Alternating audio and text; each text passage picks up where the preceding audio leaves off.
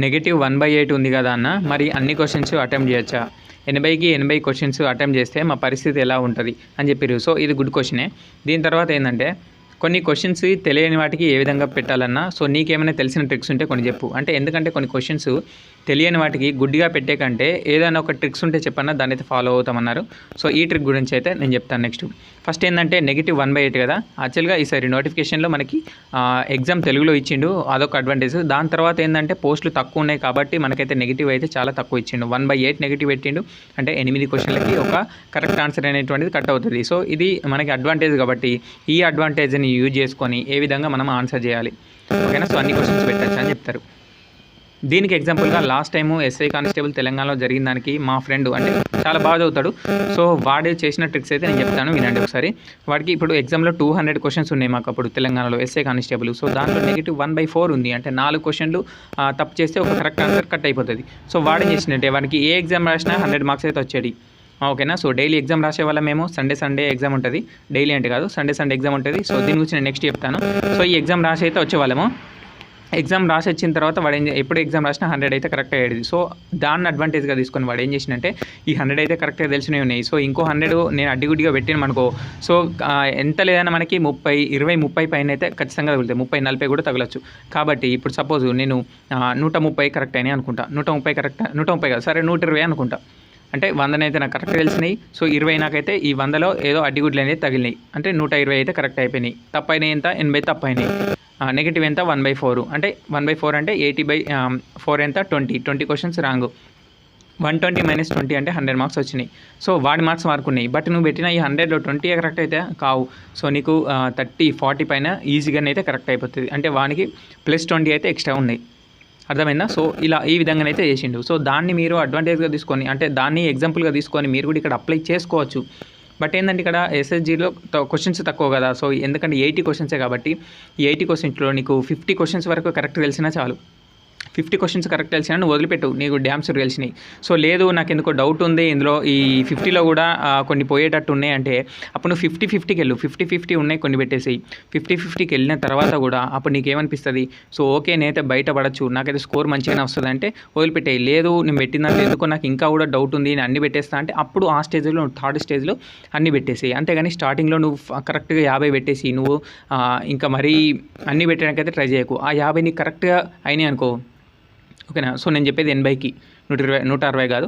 So ఈ 50 నీకు correct అయినాయి అనుకో, అప్పుడు నువ్వు ఏం చేస్తావు, సో వదిలిపెడతావు. లేదు 50కి దాంట్లో కొన్ని తప్పులు ఉంటాయి, సో మిస్టేక్స్ ఉంటాయి అంటే అప్పుడు నువ్వు ఫర్దర్గా ఇంకొన్ని అయితే అటెంప్ట్ చేస్తావు. సో ఇది కొంచెం బెటర్గా మంచిగా చదువుకునే వాళ్ళకి. సో నెక్స్ట్ ఏంటంటే కొంతమందికి 30 మార్క్స్ వస్తాయి. 30 అంటే మనకి 160కి 60 మార్క్స్ వస్తాయి, లేదంటే 25 మార్క్స్ వస్తాయి, అంటే 160కి 50 మార్క్స్ వస్తాయి. ఎవరికైతే 25-30 మార్కులు వచ్చినాయో అంటే 50-60 మార్కులు వస్తున్నాయో సో వాళ్ళు మాత్రం ఏం చేస్తారంటే, సో ఈ స్కోర్ తోటి మేము ఎలాగో బయట పడేటట్టు లేము, సో ఖచ్చితంగా ఏదో ఒకటి పెట్టాలని చెప్తారు. ఇప్పుడు కాదు, మీరు ఎగ్జామ్లో రాసిన తర్వాత క్వశ్చన్లు చూసిన తర్వాత ముందే మాత్రం డిసైడ్ కాకండి, ముందే దీని మీద అయితే డిపెండ్ కావద్దు. ఆల్రెడీ ప్రిపేర్ కాండి, మంచిగా ఆల్రెడీ ప్రిపేర్ అవుతున్నారు అనుకుంటున్నాను. సో ఈ ప్రిపరేషన్తో అయితే ముందుకైతే వెళ్ళండి. సో అంటే ఎప్పుడైతే మీకు తగినన్ని క్వశ్చన్స్కి ఆన్సర్ అంటే మార్క్స్ క్వాలిఫై మార్క్స్ రాలేదో సో అప్పుడు మాత్రమే ఈ ట్రిక్స్ అయితే యూజ్ చేయాలి, ముందేనైతే కాదు. ఎగ్జామ్ రాస్తుండగానే మనకు తెలిసిపోతుంది, కొన్ని క్వశ్చన్స్ అటెంప్ట్ చేసిన తర్వాత ఈ మార్క్స్ రాంగ్ అయ్యేటట్టు ఉన్నాయి అనుకో, అప్పుడు మొత్తం అటెంప్ట్ చేసేయి. ఎందుకంటే నువ్వు క్వాలిఫై అయ్యేటట్టు లేవు అని తెలిస్తే అన్ని క్వశ్చన్స్ అటెంప్ట్ చేసేయి. సో నువ్వు పాస్ అవుతావు అని తెలిసి ఒక థాట్ ఉంటుంది కదా, నీకు తెలిసిపోతుంది కదా. సో అప్పుడు ఏంటంటే 50-50కి వెళ్ళు, 50-50 అన్నీ పెట్టేసేయి, ఓకేనా. సో లేదు మరీ తక్కువ ఉన్నప్పుడు మాత్రం అన్ని పెట్టేసేవు. సో ఈ అన్ని క్వశ్చన్స్ పెట్టేటప్పుడు మాత్రం కొన్ని ట్రిక్స్ పాటించు. సో ఏంటంటే కొన్ని ఇప్పుడు ఏదైతే టెక్నికల్గా ఒక క్వశ్చన్స్ ఇస్తాడు అనుకో, ఏదైనా క్వశ్చన్ పాజిటివ్గా ఆలోచించండి, పాజిటివ్గా ఉన్న ఆన్సర్ మాత్రమే పెట్టాలి. ఎట్లా అంటే ఇప్పుడు ఏదైనా ఫర్ ఎగ్జాంపుల్ నేను ఇదొకటి చెప్తున్నాను చూడండి. ఇప్పుడు కొత్తగా సంస్థలు ఉన్నాయి కదా, కొత్త టెక్నికల్గా మనకు వస్తాయి కదా ఐటమ్స్.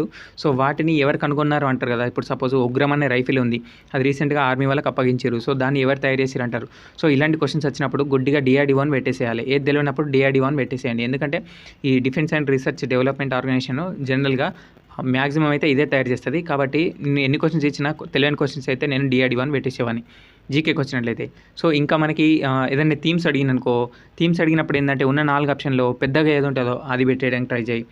ఆ తర్వాత ఏంటంటే పాజిటివ్ ఉంటాయి కదా, ఇప్పుడు ఏదైతే మనకి ఈ ఎన్విరాన్మెంట్ కానీ డిజాస్టర్ మేనేజ్మెంట్ కానీ సో ఏదైతే పాజిటివ్గా కనబడుతుందో పాజిటివ్గా ఉంటుందో నెగిటివ్ ఉన్నాయి మాత్రం పెట్టడానికి ట్రై చేయొద్దు, పాజిటివ్ ఉన్నాయి మాత్రం పెట్టాలి. యాక్చువల్లీ ఇవన్నీ నేను మీరు ఎగ్జామ్ పోయే ముందు చెప్పాలి, బట్ ఏంటంటే ఈ సిచ్యువేషన్ నెగిటివ్ వీడియో వచ్చింది కాబట్టి దీనికైతే కంటిన్యూగా నేను చెప్తున్నాను.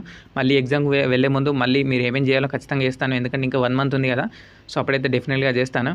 సో ఇలా చేసుకోవాలి. ఇప్పుడు సపోజు మనకి ఇంగ్లీష్లో ఏదైనా క్వశ్చన్ ఇస్తాడు చూడండి, for example synonym of ruthless అని ఇచ్చినాకో, రూత్లెస్ అంటే ఏంటంటే క్రూరమైన, సో సినోనిమ్ కనుగొండి అని ఇస్తాడు. సో ఎగ్జామ్లో సో ఆప్షన్లు ఏమి ఇస్తాడు, ఆప్షన్ ఏ కైండ్ అని ఇస్తాడు, ఆప్షన్ బి ఏమిస్తాడు కేర్ఫుల్ ఇస్తాడు, హంబుల్ ఇస్తాడు, మెర్సిలెస్ ఇస్తాడు. సో వీటిలో నువ్వు ఇప్పుడు సినోనిమ్ అడిగింది కాబట్టి ఒకటేమో దానికి సేమ్ అర్థం ఇచ్చేది ఉంటుంది, ఇంకా మిగతా 3 మాత్రం ఆపోజిట్ ఉంటాయి. కాబట్టి నీకు రూత్లెస్ అంటే క్రూరమైన అని తెలుసు కాబట్టి కింద నువ్వు కేర్ఫుల్ అంటే జాగ్రత్త, ఇది ఆపోజిటా నెగిటివ్ వడా మనకేంటి పాజిటివ్. సినోనిమ్ అంటే సేమ్ అర్థం ఇచ్చేది కావాలి, రూత్లెస్ అంటే క్రూరమైన కాబట్టి క్రూరమైన అంటే నెగిటివ్ ఆన్సర్ కాబట్టి నీకు నెగిటివే ఉండాలి కింద.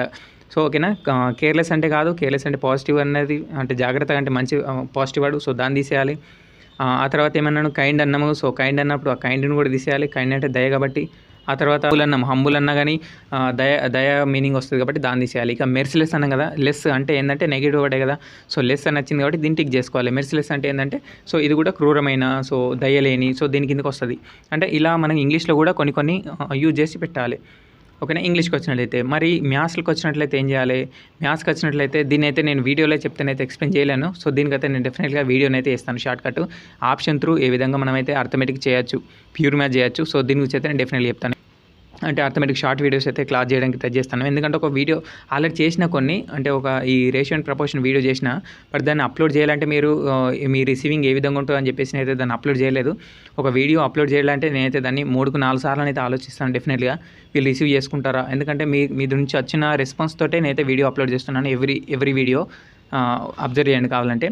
కాబట్టి ఒక 2-3 వీడియోస్ నేను ఆల్రెడీ చేసి వాళ్ళు రిసీవ్ చేసుకోలేరు అవ్వచ్చు, దీంట్లో వాళ్ళకి అర్థం కాకపోవచ్చు అని చెప్పేసి డిలీట్ చేసినా కూడా ఉన్నాయి అప్లోడ్ చేయకుండా. ఇప్పుడు ఈ అర్థమెటిక్ అయితే నేను షార్ట్కట్ వీడియోస్ అయితే డెఫినెట్లీ చేస్తాను షార్ట్ వీడియో రూపంలో, ఎందుకంటే ఒక టాపిక్ నుంచి ఇంపార్టెంట్ ఏంది జస్ట్ అంతే, అంటే ఏ క్వశ్చన్స్ అడగడానికి ఛాన్స్ ఉంది. ఎందుకంటే ఒకసారి మొదలు పెడితే నేను ఎందుకు ఆలోచిస్తున్నాను అంటే ఒకసారి మొదలు పెడితే టోటల్ టాపిక్ అయితే చెప్పడానికి అయితే మనకైతే టైం ఉండదు. సో అలాంటప్పుడు చేయడం ఎందుకు అర్థమెటిక్ అని చెప్పేసి నేను వదిలిపెడుతున్నా, బట్ అట్లా అని కాదు. సో ఇప్పుడు చెప్పుకుందాం, ఎందుకంటే ఒక టాపిక్లో ఇంపార్టెంట్ ఏ విధంగా ఉన్నాయి, సో అవైతే డెఫినెట్లీ చెప్పుకుందాం. ఓకేనా. సో ఇది అర్థమెటిక్ వచ్చినట్లయితే సో ఇంతే. నెగిటివ్ అయితే ఆలోచించండి. సో నేను ఆల్రెడీ చెప్పినా కదా, సో ఇట్లా మేమైతే అట్లా 200 క్వశ్చన్స్లో 100 అటెంప్ట్ చేసి 100 అట్లా గుడ్డిగా వెయిట్ అయితే వచ్చేటోళ్ళం. యాక్చువల్గా మేము అప్పుడు ఏం చేసినామంటే కరీంనగర్లో ఉండే స్టడీ హాల్లో డైలీ, ఇప్పుడు సండే వచ్చిందంటే సాటర్డే నైట్ వెళ్ళి అంటే సాయంత్రం వెళ్ళి అడ్మిట్ కార్డు ప్రజ్ఞా స్టడీ సర్కిల్ నుంచి అయితే ఎగ్జామ్స్ కండక్ట్ చేసేవాళ్ళు.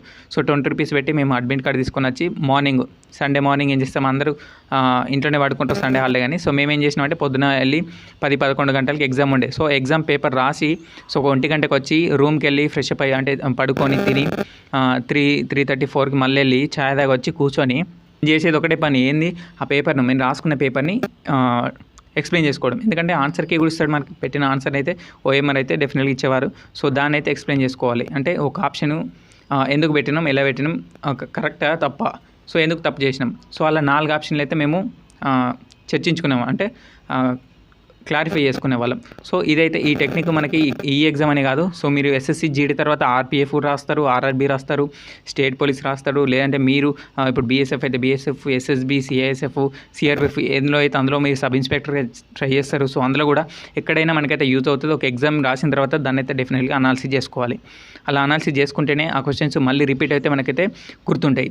అచ్చా రిపీట్ అంటే గుర్తొచ్చింది ఏంటంటే ఇంగ్లీషు ఎవరైతే అంటున్నారో రిపీటెడ్ క్వశ్చన్స్ వస్తాయంటే డెఫినెట్లీగా రిపీటెడ్ క్వశ్చన్స్ వస్తాయి. ఎవరైతే ఇంతవరకు కూడా ఇంగ్లీష్ చదవలేదో సో వాళ్ళైతే ఈ నార్త్ సైడ్ కానీ హిందీ టైప్ చేయండి యూట్యూబ్లో SSC GD previous English questions అని, సో అవిటిని మాత్రం చదవండి సరిపోతాయి. ఓకేనా.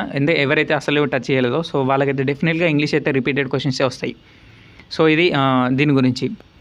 కాబట్టి ఎవరైతే 80 క్వశ్చన్స్ పెట్టాలని ఆలోచిస్తున్నారో సో వాళ్ళు పెట్టచ్చు. ఏ విధంగా పెట్టాలి, ఎవరెవరు పెట్టాలి అయితే నేను చెప్పినాను. సో ఎవరైతే మంచిగా ప్రిపేర్ అవుతున్నారో సో వాళ్ళకైతే అవసరం లేదు, ఎందుకంటే వాళ్ళు కరెక్ట్గా 80కి 50 క్వశ్చన్స్ పెట్టినా కానీ వాళ్ళకి 100 ఈజీగా దాటిపోతాయి. అవునా. సో ఎవరైతే అసలు క్వాలిఫై కాము అనే సిచ్యువేషన్ మనకి ఎగ్జామ్ రాసినప్పుడు తెలిసిపోతుంది. సో అప్పుడు తెలిసిన సిచ్యువేషన్ అప్పుడు ఆ టైంలో మాత్రం అన్ని క్వశ్చన్స్ అటెంప్ట్ చేయొచ్చు. సో కొన్ని ట్రిక్స్ కూడా యూజ్ చేయొచ్చు. ఇక ఇది ఈరోజైతే వీడియో. మీకు నచ్చితే లైక్ చేయండి, షేర్ చేసి మీ ఫ్రెండ్స్కి అయితే సబ్స్క్రైబ్ చేసుకోమని చెప్పండి. So thank you for watching. Have a nice day.